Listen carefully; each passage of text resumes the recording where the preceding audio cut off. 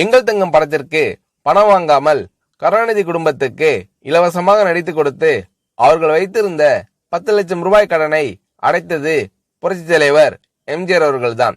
அந்த படத்தின் வெற்றி விழாவில் முரசொலி மாறனும் கருணாநிதியும் பேசிய பேச்சுக்கள் திமுகவினரும் இன்றைய தலைமுறையினரும் அவசியம் தெரிந்து கொள்ள வேண்டும். முரசொலி மாறன் பேசியது, எனது மாமா கருணாநிதி 10 லட்சம் ரூபாய் கடன் வைத்திருந்தார். தான் வைத்திருந்த வைர மோதிரத்தை அடகு வைத்துதான் முரசொலி பத்திரிகையே நடத்தினார்.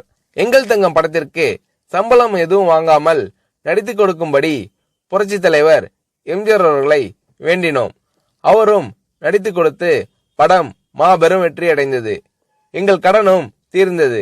இந்த உதவியை மட்டும் அண்ணன் புரட்சி தலைவர் எம்ஜிஆர் அவர்கள் செய்யாமல் இருந்திருந்தால் கடன் தொல்லையால் நாங்கள் குடும்பத்துடன் தற்கொலை செய்து கொண்டிருப்போம்.